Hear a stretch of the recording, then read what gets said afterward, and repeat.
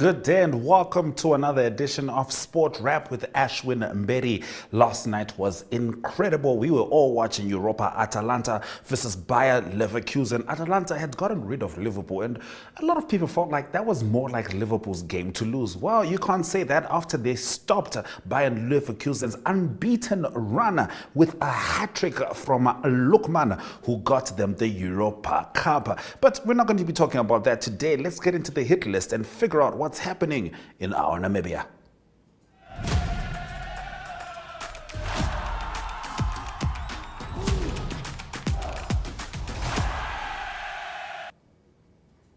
Now, Namibian secondary schools rugby NSSR Standard Bank Under-19 Premier League continues with only one scheduled match on the weekend.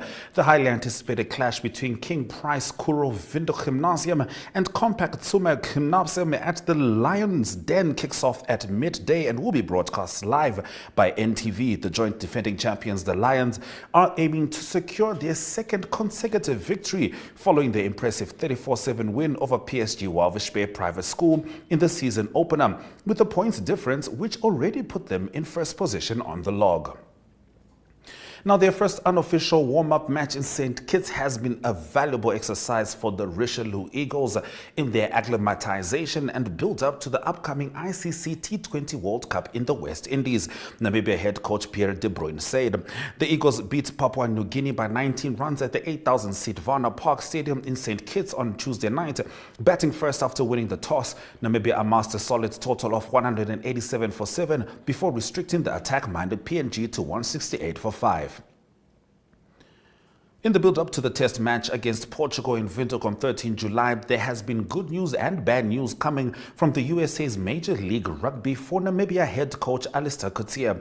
Namibia fly-half Cliven Lopsa was on form for his new club, Anthem Rugby Carolina, known as Anthem RC, in last Saturday's 29-33 loss to RFC Los Angeles.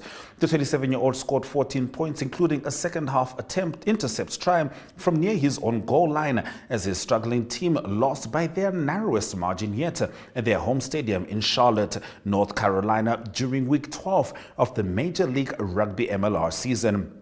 With 271 kicking meters and 174 running meters in the match, Lopsa contributed to his team's good early field position as they raced to a 19-0 lead before RFC Los Angeles managed to fight back and eventually close out the result. Afterwards, Lopsa commented on the team's performance. Overall, it was very good, especially how we started in the first half and put them under a lot of pressure. We couldn't pull it out at the end, but it was a good game, he said. Now, Simone Storm Dolphin has found the going tough since returning to the NRU Premier League after a prolonged absence from top-flight rugby. The Soccermoon side hosts the defending champions Trusco United in what promises to be an epic showdown at the Tamariskia field on Saturday. Dolphin would want to turn the tide in the last match of the first round. After 7 matches, Dolphin have yet to record a win or collect a log point. Beaten by Wanderers 89-5 last week, they have so far scored 57 points, conceded 325 and are placed at the bottom of the log. United is placed 7th with 9 points. The visitors from Windhoek scored 121, conceded 151 and recorded a 21-21 draw against FNB Rio Falcon in their last assignment. And the Indoor Hockey Africa Cup commenced this week and the launch was done last week Friday. Let us hear what the president of the Hockey Union, Reagan Gregg, had to say. I am the sports team leader for Sports Rep here at Namibia Media Holdings. So personally, I'm usually the guy that sits at the back and takes the photos and writes the story. But then my team decided to be the ones that took me in front now, so I'm also new to this, so please bear with me, guys. I'm also just trying. But yeah, okay, we do have the official send-off of the national cricket teams that will be participating in the hockey. You see, that's what I say. That's why I need to stand there. Okay, yes. Hockey Indo Africa Cup that's taking place in Swakopmund at the MTC Dome from the 23rd to the 26th. I'm correct, yes.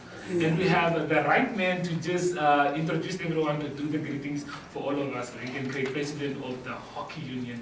Please, have your presence. Thank you, Brian. Don't know how to sit or stand, but I'm going to keep it quite brief. Just first of all, obviously, welcome Honourable Minister, the Deputy Minister, Honourable Emma Katema Gomez. Welcome to the players, welcome to management, welcome to the NSC, Namibia Sports Commission. So I think we've waited for this moment quite anxiously for some time.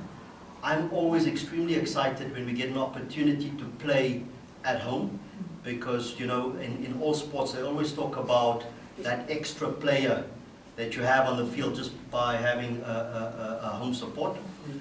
But I think in terms of my message that I always give at events like this, it's you are representing Namibia. So when you represent Namibia, a lot of responsibility comes with that.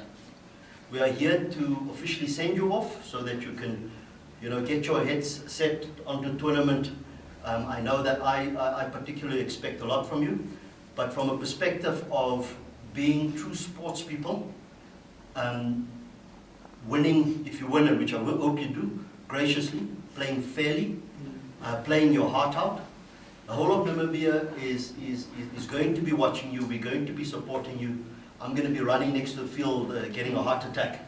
But ultimately, I'm quite quietly confident, knowing that the team has come a long way, and I know that we've competed extremely well in all international stages.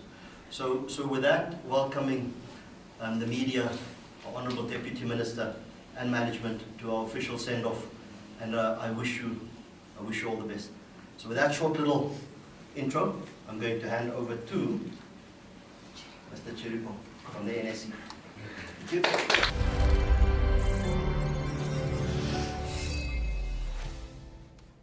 Now, the Indoor Hockey Africa Cup is currently taking place. We are having it on NTV1up2.com. You are on this stream. If you want to watch the hockey, we do have a stream. Just click the live button and you can check out the Indoor Hockey Africa Cup. For now, we stick to Sport Wrap Business as we talk about a big marathon coming up in Athletics Namibia in Zoom In.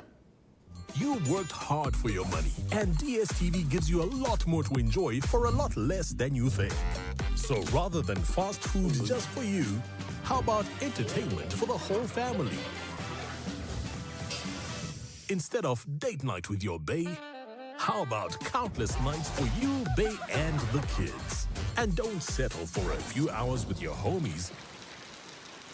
Settle in with over 720 hours of the best entertainment on the continent. Triple drum roll. We've got everything, including movies, series, sport, kids, Totally awesome. and local shows. I'm here. Watch on the go with DSTV Stream and control your entire account with the My DSTV app. Enjoy incredible extras like crystal clear HD, box office, and catch up. And with so many different package options, there's something to suit every pocket. DSTV, a lot more to enjoy for a lot less than you think.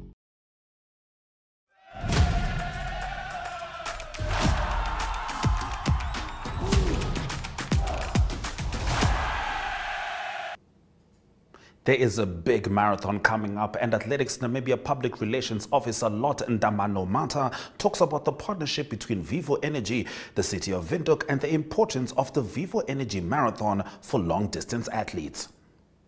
The Vivo Energy Marathon, I would just like to start saying that it's a certified race. In that essence, it's permitted by Athletics Namibia, meaning the routes are measured to be safe and to be compliant with Athletics Namibia's rules and processes. This is done to ensure that athletes run within a safe space. The marathon also serves as a platform for both Namibians and athletes, possibly beyond Namibian borders, that might want to participate, to compete and prepare for other international marathons, possibly such as Olympics, as well as the Commonwealth Games and other World Championships. So indeed, it's a good opportunity for qualifying.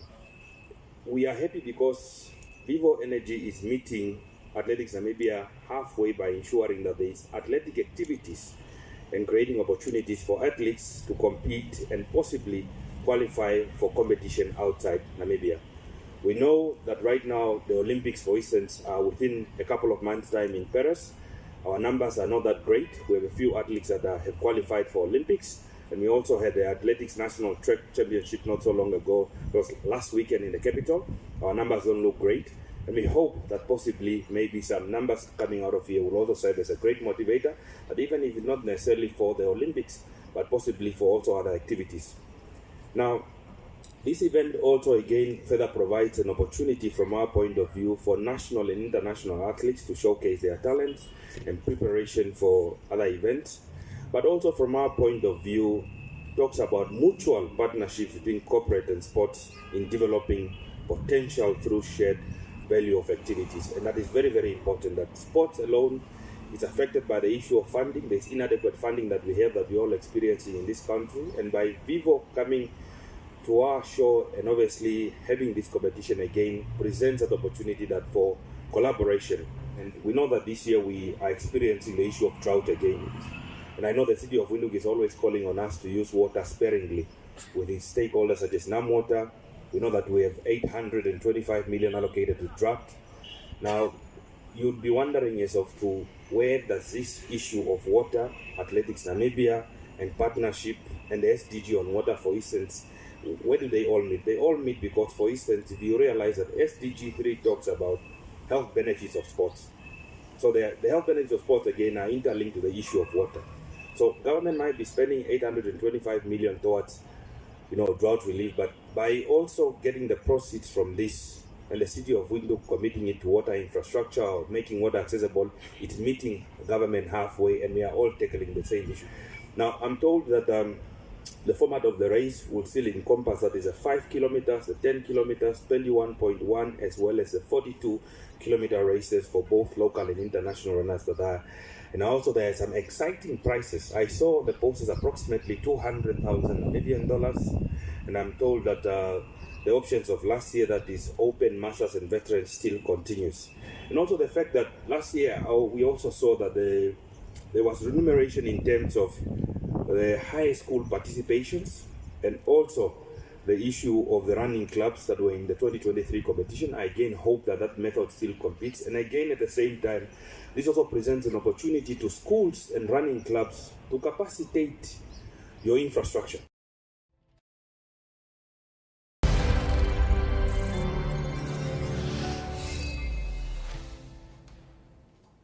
Also speaking at the same event, Vivo Energy Namibia CEO Jaco van Rensburg talks about the origins and impact of the Vivo Energy Marathon. Welcome to the official launch of the Vivo Energy Windhoek Marathon. It was an idea that was started by the team last year to see how we can get involved in the community. I was in a meeting with City of Windhoek a while ago, and we said we are committed to this long term, and the challenge for us is to really make it big. Every big city in the world now these days have a marathon.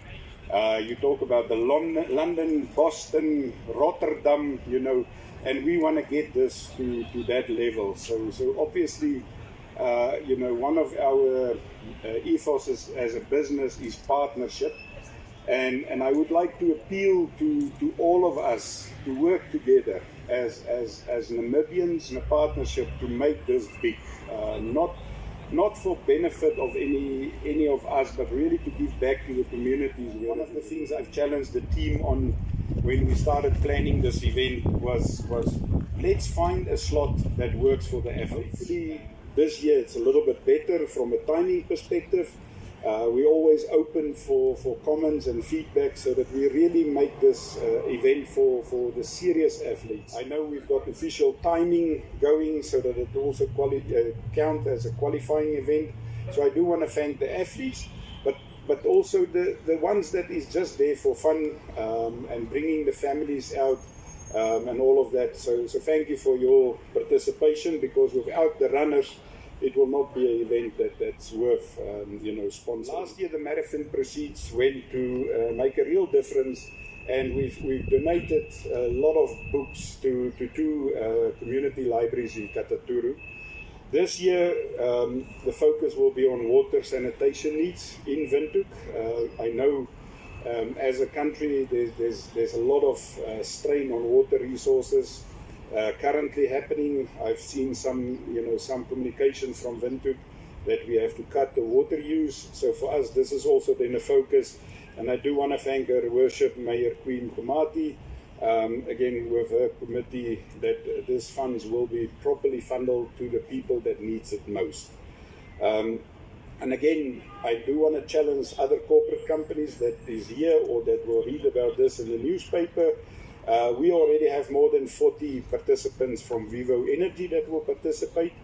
And I'm challenging other corporates to also step up and see if you guys can beat that and join us on the day, so that we can make it as fun as possible for everybody, but also so that we can have as much money collected and distributed to the people that need it. The registrations are tracking very well. I think we are on course to reaching our target, which is about more than 2,000 runners this year. So we thank everybody that signed up already.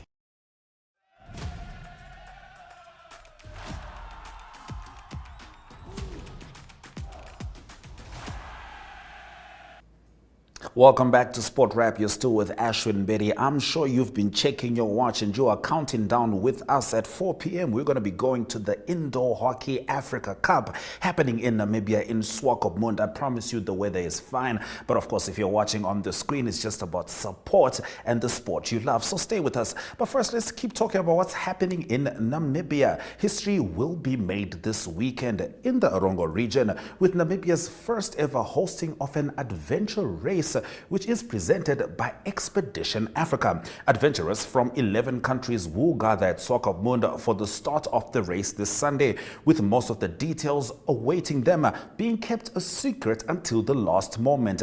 Danny van Aswagen is one of the experienced Namibian competitors in adventure racing, and at the launch a few months ago, he told the audience what adventure racing is all about.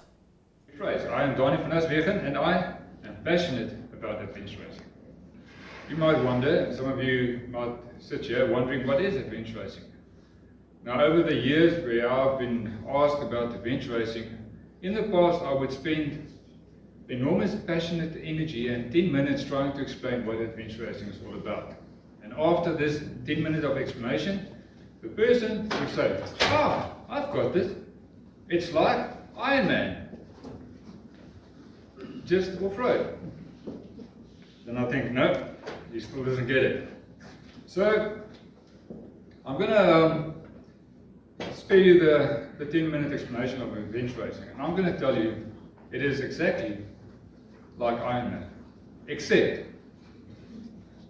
it's more like 10 Iron Mans back to back. You do not get home after 10 hours and to get to sleep in your own bed. You are not you're not constrained by 3 disciplines. The disciplines might include trail running, mountain biking, horse riding, donkey tracking, pack rafting, kayaking, abseiling, mountaineering, kloofing. Oh, that's just to name a few. Caving. I think there's a few others that my mind has just put out and don't want to remember. The route is not marked, and the road is definitely not swept before the race. You have to navigate to get every CP. Control point is called the CP. And then it's old school navigation. No GPS, old school compass and map. And it's up to you to decide, are you going to get from CP to CP?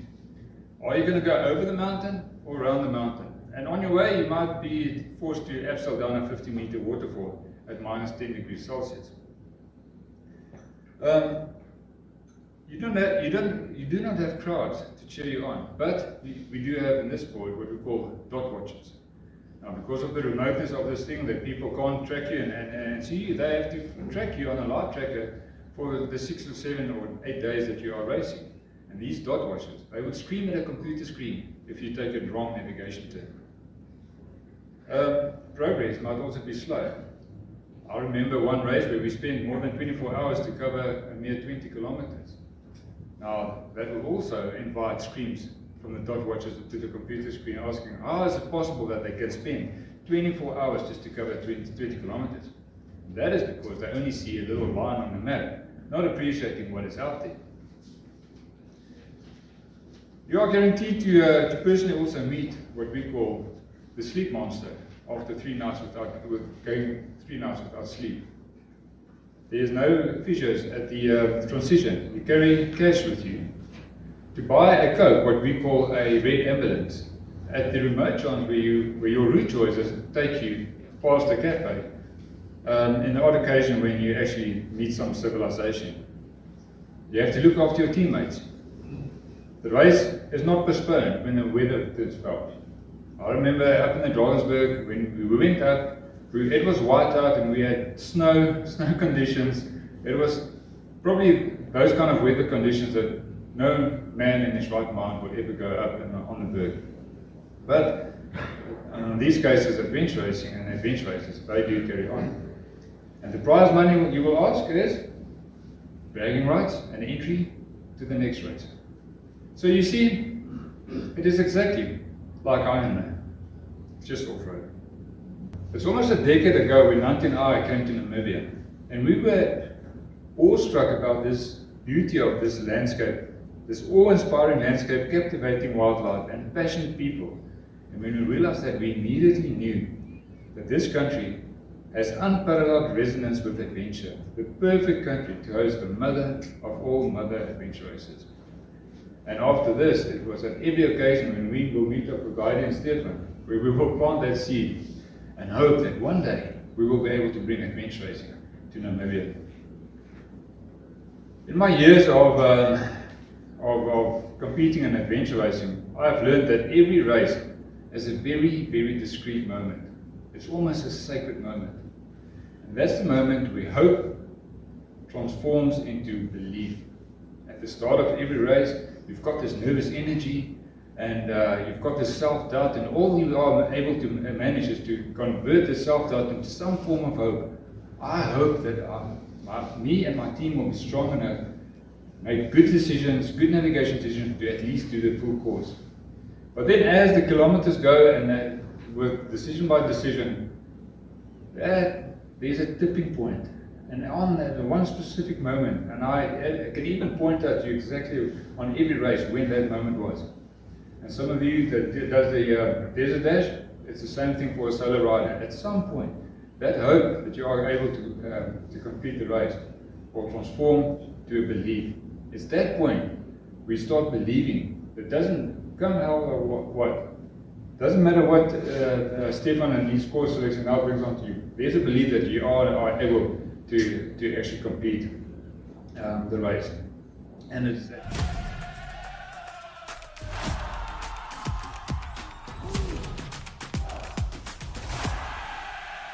Certainly looking forward to that adventure race, which starts on Sunday in Swakopmund. Something else happening in Swakopmund right now is the Indoor Hockey Africa Cup. We'll be crossing over there just now by 4 p.m. But prior to that, I'm going to leave you in the hands of Ari Hokad as he takes us globe-trotting. But from me, Ashwin Berry, let's enjoy the hockey.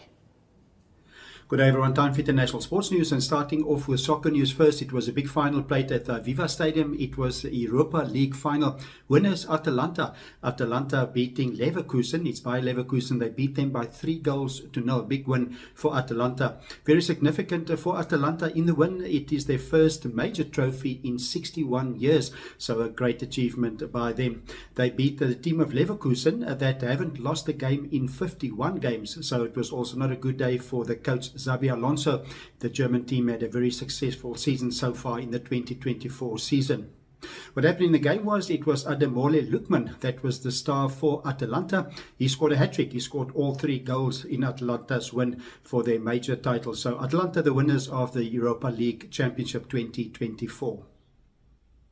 Moving on to tennis news, it is gearing up for Roland Garros, the French Open that will start this coming Sunday, and there's still qualifying going on. Southern African interest, it is Lloyd Harris that unfortunately fell out in the second round of the qualifying tournament against Mattia Bellucci, 6-1, 7-6. He lost that game.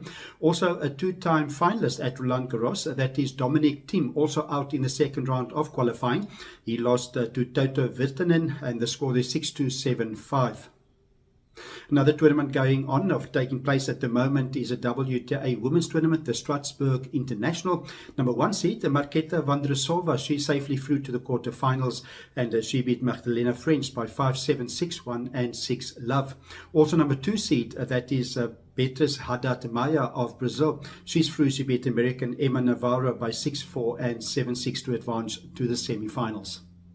Continuing international sports news with cricket news, and it is Indian Premier League. Its eliminators taking place at the moment.